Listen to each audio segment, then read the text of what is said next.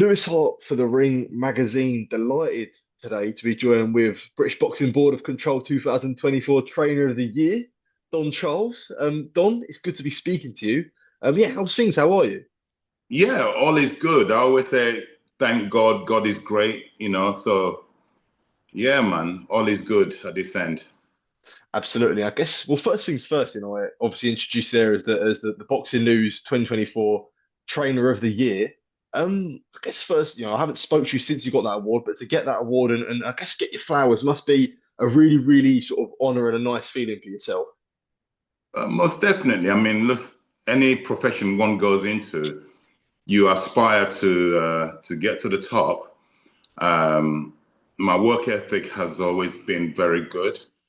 My work, even if I say so myself, over the years has been good. Consistency is the key. Then I was blessed to have inherited an athlete, a fighter in the name of Daniel Dubois to get me across the line. Because prior to that, over the years, as a coach, I'd won every title from local Southern area title to British titles, European, Commonwealth, multiple international titles, European titles, world title attempts. I've had several, but like I said, Daniel Dubois, God sent. Uh, to cross me over the line to win that missing world title. That's all that was missing, was to train a fighter to win a world title. And eventually I was able to do that. So obviously, mission accomplished. Yeah. I guess for yourself, like sort of when you can look back on your training career as well, how would you value it, whilst so what you achieve is say British world titles, being a world champion trainer, do you feel like it's always nice when you do get sort of that personal achievement as well, whether it be like a trainer of the year award or that? Like when you look back, those are things that, almost as important. Yes, personally, that doesn't define me. I've always known who I am over the years. I've always known that I am, even if I say so myself, it's not arrogance, it's a confidence that I'm good at what I do. But it's nice to get that award. Yes, it's then means you've been recognized by the industry. So yes, of course, it's very nice to get that approval, that acknowledgement. Yeah. And I think for yourself, Don, you as you say, you've been in the game for a long time and you've won sort of everything there is to win as a trainer. Does it feel, I guess, nicer for it to sort of be a bit of a longer road for yourself for you to finally get your flowers? Or has it been frustrating, would you say? No, no, no. It's like I said, consistency is the key. Keep discipline, keep working. I wasn't looking for it in the sense that I wanted to be a coach to that wins a world title in that coach's career.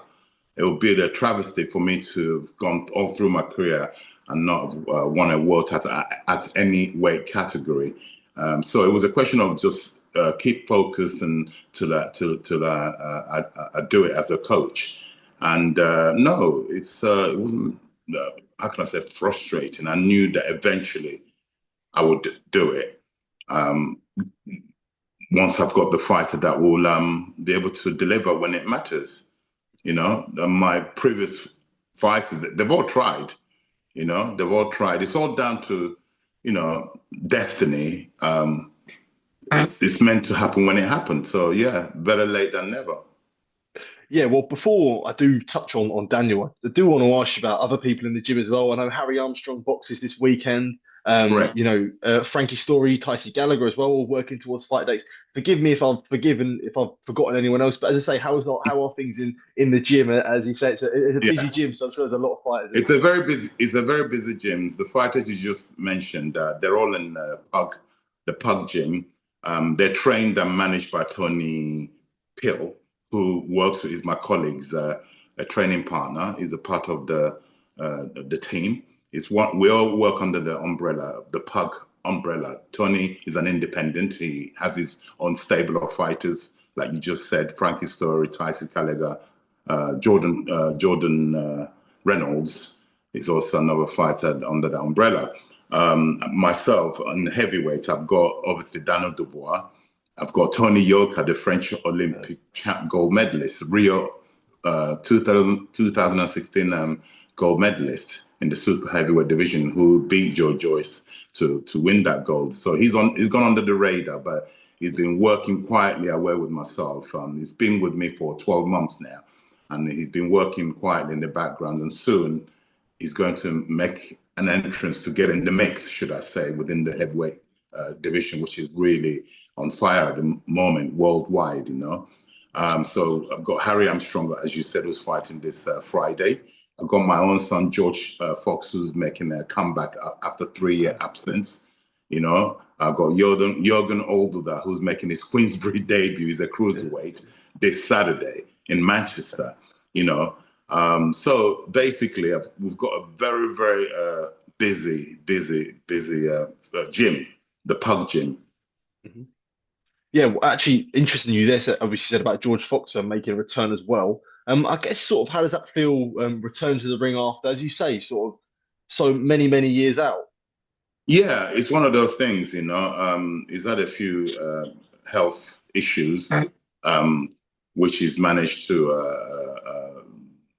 get. He's got better. He's been given the all green light by the doctors to resume his career, and he's still a fresh fighter in the sense that there's not a lot of mileage on the clock. He's getting on now in terms of age, so we're a bit behind. So, but the aim is to get him started again. He's going to have 3 fights this year, and before you know it, you're in the domestic mix, you know. And yeah, so the way things are going, like I've got a gym full of heavyweights, so it's Yeah, a heavyweight factory, you know. yeah.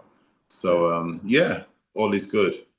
And as for Tony Yoka as well, obviously, sort of, it's fair to say, obviously, suffering sort of a few defeats in the last couple of years, but I guess now, well within the plan that he wants to sort of be back on track and mix it at world level again.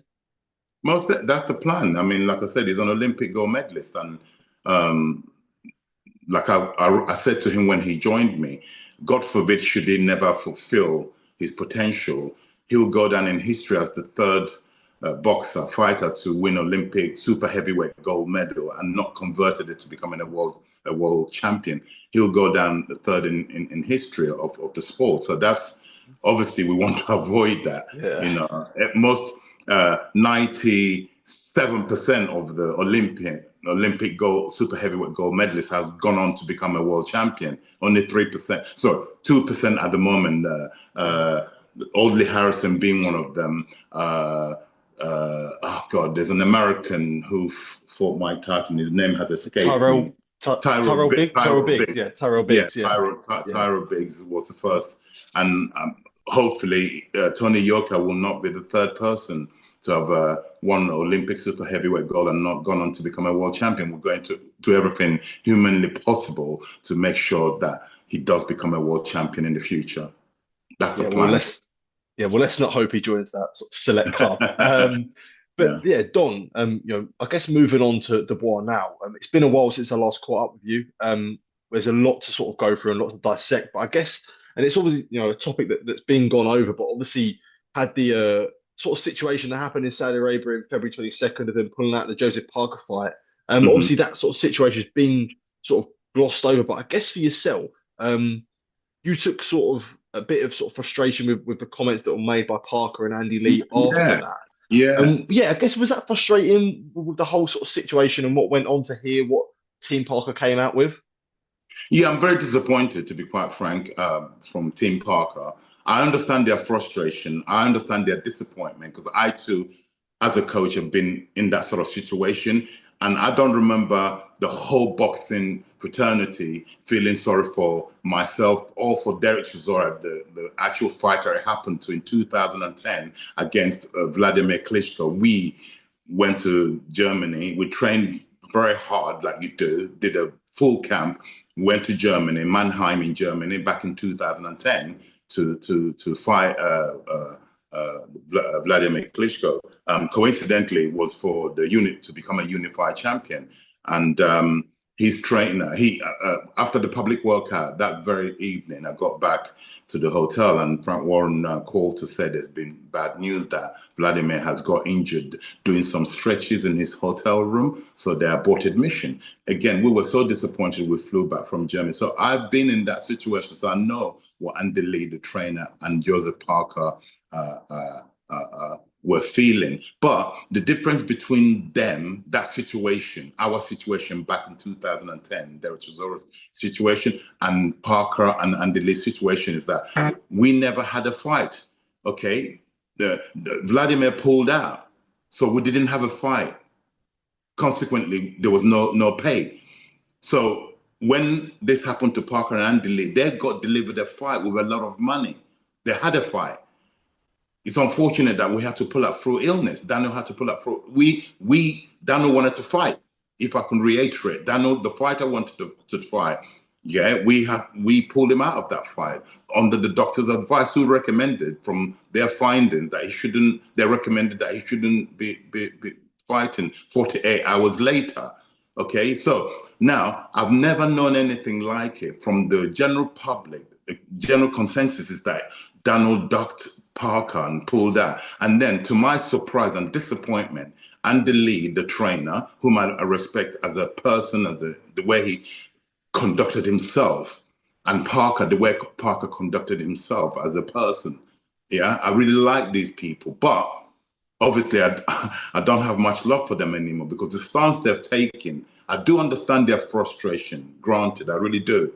Yeah, but I've never known a fighter to be persecuted so much like Daniel Dubois has in the last, since this, is it 4 weeks ago, since this thing happened, 4 weeks, you know, right? So I've never known anything like it, right? So many fighters have pulled out through illness, through injuries. I've never known anything like it, right? Where the fighter, people are, that he ducked Parker. You know, if they stopped for one moment and thought, we chose to fight. It was a voluntary, I keep reiterating, it's a voluntary defense. We chose to fight Parker. We were given other names. We chose to fight Parker because we were that convinced that stylistically Daniel would absolutely demolish him. Yeah. And then to do all that and pay for the camp and then go to Riyadh, and then to say we're pulling, the fighter is pulling that because he doesn't fancy it. And now people need to, and getting also his career's highest pay to date purse was on offer. And for us to then it's not logical. So, you know, but like I said, the future, time sorts everything out. And in the future, Joseph Parker is having a brilliant run, just like Daniel Dubois is having a brilliant run. So hopefully, I know we're going to keep winning. Any fight that's put in front of us, I hope he keeps winning, because they're in the heavyweight division, and inevitably they're going to meet.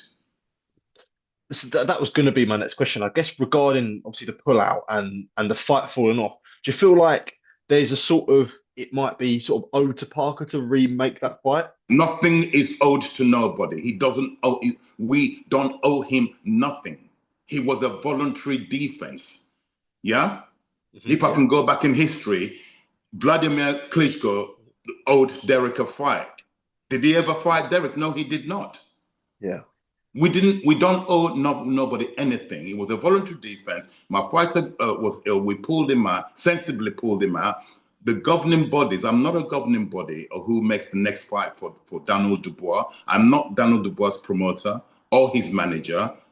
So therefore, we don't owe Parker nothing. He had a fight. In most cases, when an opposition pulls out, that fighter goes without a fight on that particular show. He had a big fight and got paid fat purse. Okay? Yeah. And, you know, we don't owe him nothing. No, that answers my question.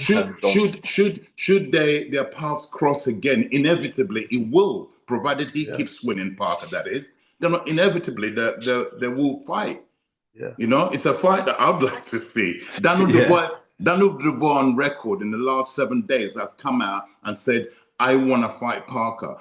when we don't, because we're not promoters. We couldn't tell you who. I don't even know as I sit here who we're fighting next. And people were saying, jumping onto conclusion, oh, you pulled out at that fight to fight Usyk. No, he was ill. We pulled out. We, as I sit here, we still don't know who we're fighting. Yeah. Yeah. So get off my guy's back for a start. Yeah. Well, that's I was going to ask you next. I was going to talk about the potential Oleksandr Usyk fight. Look, Frank Warren's been pretty clear that he said that that would be ideally next what he wants for Dubois.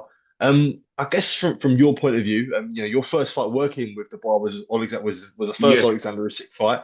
So Yes. I guess for yourself, the idea of this rematch and to show really the improvements that Dubois has made, there must be excitement that if this is next, that it's a massive fight for Dubois and yourself.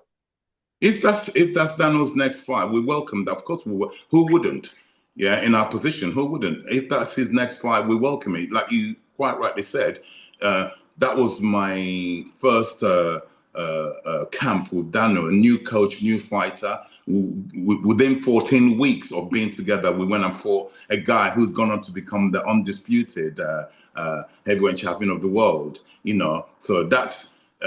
When we look back now to the performance, Daniel Dubois and myself, like I said, it was our first being together. 14 weeks it took us of getting to know each other. We had to really get to know each other instantaneously or quick because we had that fight with Usyk over in Poland. Since then, Daniel Dubois has come on a lot as an orthodox fighter, boxer. He's come on a lot. The wins he's put together suggest so, and we've obviously grown to know each other a lot better. So, if it is Usyk that's going to be his next fight, if that is what's presented, we welcome it with open arms, and we believe we've got it. Daniel's got what it takes to be victorious this time. And when you look at the narrative of that fight as well, for what happened in Roslav, look, obviously it was a year and a bit now, and Dubois has gone leaps and bounds since then. But with the narrative, obviously the low blow, does it mean more for you? Does the rematch mean more when you know sort of what happened in the first fight? Well, I know what happened. People got their own opinions, their own take. I've got my own take. I was there.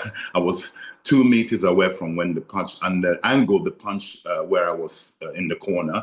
I saw clearly where it landed, and most of the times you get them given where it's on the belt line. You get them given. I've seen the previous in other fights. I've seen it given. And after that fight, I've also seen it get given. Most of the times it gets given, and some of the times it's not given. So on that occasion, it wasn't given.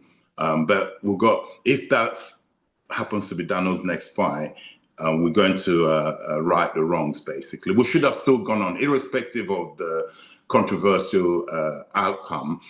We should have still gone on to being victorious in Poland after he was allowed 5 minutes to recover. We should still have gone and concluded the fight. So from a trainer's perspective, in those situations, we should still be able to go and conclude the fight. And by any means necessary, if that fight was to materialize, then, like I said, we're the fighter and the team. That's our mindset to right the wrongs. And potentially, obviously, the first fight being in the stadium in Poland, potentially the rematch being at Wembley as well. I know that's what I was speaking about. Good memories that Dubois has at Wembley. So to be back at the National Stadium, the idea of that must be, you must be sort of mouth-watering. Well, not just for myself. I'm a boxing fan as well as I'm a coach. I'm also a boxing fan, and for all the boxing fans, what a treat that will be. And an historic moment again it will be. And so, yeah, we're relishing the opportunity if that was to present itself. Who wouldn't? If they said they weren't, they're hypocrites, because anyone in our position, Daniel Dubois holds one of the belts, which makes sense to not unify to the undisputed, to fight for the undisputed, get all the belts together again. But like I said, I'm not a promoter. I'm not the manager, I'm the trainer. So I wait till such times I'm told by the promoter, who's Frank Warren, the manager of Daniel Dubois, is his father. When they said to me, right, this is who you've got to train for, then we tailor make it for a southpaw. Right now, we're just generally training. Daniel's always in the gym. We're training, so because you don't know who's going to fight, so you just have to train and stay ready. Stay ready. Yeah, there was another fight I did want to ask you about, Don. And obviously news come out last week about the IBF potentially ordering Daniel to defend his IBF title against Derek Chisora. Obviously, a man that you do have previous history Yeah, with. my first son in boxing. Yeah. Yeah. So I how would you? have I have I have many children in boxing because I refer Yeah. to all of them as my children, Hmm. and I treat them like that. Yeah. That's my first son who gave me. I always say, or I always acknowledge him. He gave me the entrance to the boxing industry. Yeah. So how would you feel, I guess, for yourself from a training point of view, training Dubois a fight against Derek Chisora? Listen, I don't know what kind of luck I've got. Luck. I feel blessed in life, but the kind of luck I've got. What are the chances of that? Yeah, and it's not something obviously that I want because I'm quite an emotional guy. I'm a sensitive guy. It's not something I would want to materialize, but I'm happy for Derek obviously because it's gonna be his 50th, and according to him, his last fight. Yeah. Had it not been that it's against someone that I'm currently training, I'll be like, Yeah. I'm happy for Derek, of course, to be going Yeah. out, like they say, on a bang. What a way to exit and what a way to cap his very colorful and successful career. But this is where the emotion comes into it. Yeah, it's not really something I would want to see. Do you know what I mean? Not when I say would want to see, yeah, because Derek being the one who gave, if he was a mother, let's say, gave birth to me as a coach, it's yeah, this keeps happening to me. I'll give you a little bit of a backstory. When I first started training Derek from the beginning of his professional career, yeah, Derek's 10th professional fight was for the British title, yeah, and it was matched up against Danny Williams, who was the holder at the time of the British title. Danny Williams was the British champion. And Danny Williams was my junior at my amateur club, who used to be my sparring partner. Yeah. And he's 10 years my junior, and I used to help him at our club. I was a senior, I used to bring him up. I helped to raise that young man. Yeah. Yeah. And then the way the universe works, my first professional fighter, heavyweight, to challenge for a British title, Danny Williams, a kid who I used to raise, it was against him. I didn't want Yeah. that, but it happened. You right? It wasn't nice for me for a guy who I'm training to gun, and he stopped Danny in 2 rounds there to win the British Yeah. title at Upton Park. Yeah, and fast forward years later, I've had during Anthony Joshua's development when he was an amateur coming through. Again, I had involvement with Anthony in developing him very, very early on in his career. Yeah. And then when it's now time for Anthony to become a 3-time world champion, guess who was there? Me, with a fighter that I'm training to stop that happening. Do you see there's a pattern Yeah. developing, Yeah. right? Yeah. Then look at that. I got Daniel Dubois. Out of all who would have thought Derek is gonna beat Joe Joyce? Then he's gonna, which I've always known he had the beating of Joe Joyce anyway. Derek, that is, a few years ago when David Hay was managing Joe Joyce, he kept chasing for Derek to fight Joe. I always knew as a coach, stylistic, that Derek always had the beating of Joe. Okay, the fight didn't materialize, but years later, obviously, it happened. He beat Joe Joyce. Then he went and had that good win against Otto Wallin, which puts him in this position. Yeah, which like I said, I'm really happy for Derek. When all the hypocrites who are now saying, yeah, Derek deserves it. They're the same hypocrites who said he should have quit 5 years ago, 2 years ago, 3 years ago. Yeah, look where he is now because he said, I will quit when I'm ready to quit, as in Yeah. retire. Yeah, and I'm really really happy for him, but not happy that he's gonna potentially potentially could be facing Daniel. Okay. So it's what kind of luck have I got? Do you know what I Yeah. mean? Yeah. Well, I was going to ask, I guess, like, what is now the relationship like with Derek Chisora for yourself? Very good, Because, very okay, good. okay, okay. Couldn't be better. Because I thought sort of after the AJ fight with Dubois, I thought there was sort of some friction between yourself and Derek, but is that not the case at all? In family, do you have brothers and sisters? I've got a sister, yeah. Have you ever quarreled? Yeah, all the time. Right. Have you made up also? Yeah, yeah, Right. of course. Yeah, Okay. yeah. Okay, When it's family and Derek is family, we quarrel. Of course we quarrel. okay. But I never hang my dirty washing out in public.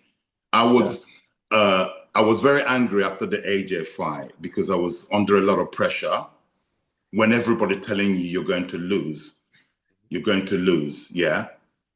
Even people Yeah.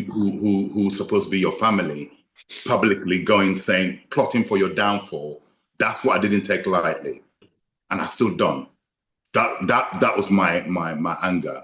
Yes, No, but okay, I understand. it's all sorted because it's family, like I said. Okay, I understand. That's good to hear. That's good to hear. And I guess like when it comes to boxing, it's always there's always sort of everyone will say, it's hard to not take things personal, but when you have fights like this, is it, it must be very difficult from everything you say there to like not have that personal affinity to, someone you train and someone you previously used to train as well.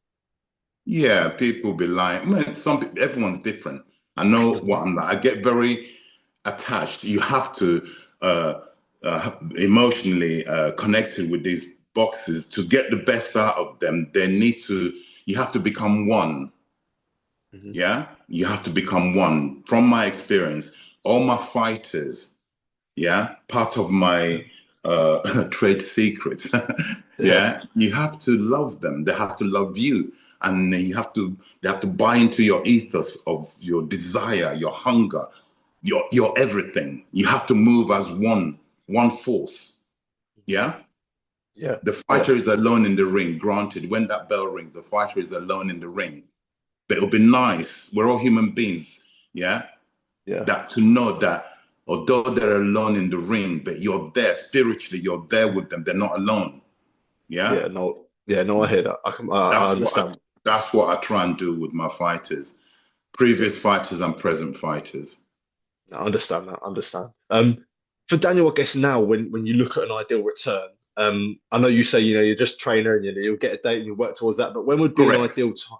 When would be an ideal time would you like to see in return? If you could say like a sort of maybe a month or sort of time in the Well, year. no, not in a month because No, no, no. I said sorry. I meant like time. No, and like what time? Like if you like a month. time frame Yeah, it's public knowledge. yeah, The time frame. Frank Warren, our promoter, has mentioned that potential July. Yeah, yeah, that Dano will be out in July.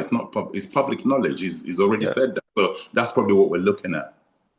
Okay, okay. Before I do let you go, Don, as well. I guess two former opponents of Daniel Dubois do face off this weekend. Joe Joyce against Philip Hrgovic. Yeah. I guess before I let you go, what are your thoughts on that fight? In the landscape of the heavyweight division.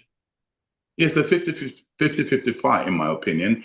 Why? Because, again, people are going to write Joe Joyce off because his recent run of form. Um, Derek Chisora, the last person to inflict that defeat on him. Um, he was doing very well.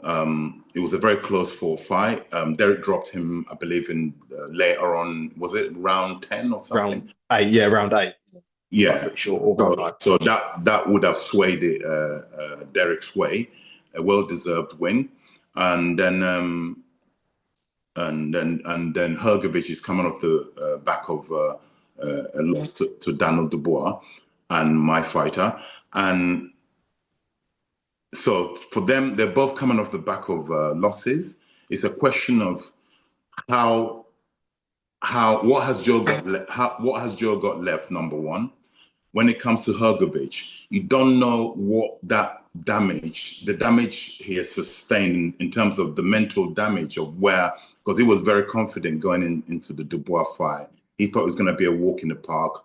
He was saying all kind of stuff. And if he beats me, I will retire, all that kind of stuff. And he got beaten badly. So you don't know what that's done to him.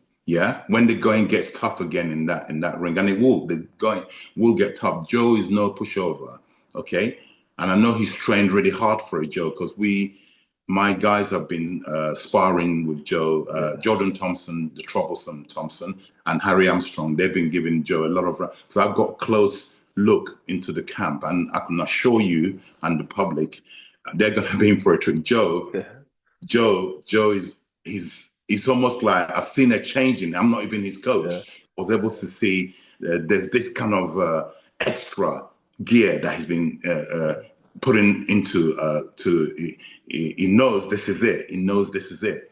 He has to really he has to step up and he can get this victory. And I believe if I was to swear to anybody, I would swear towards Joe getting victory over Hrgovic. okay, interesting. Fight I can't wait for. Don, it's been a pleasure to speak to you. Really good to catch up for the first time on obviously the Ring magazine. Yeah, really appreciate taking time to speak to me, and it's been good to hear your thoughts. So hopefully it won't be too long since we're catching up again, mate. Really appreciate Yeah, it. most definitely. God Thank you. willing. Yeah, Top thank you man. so Thank much. you, mate. Cheers. Okay. Thank you.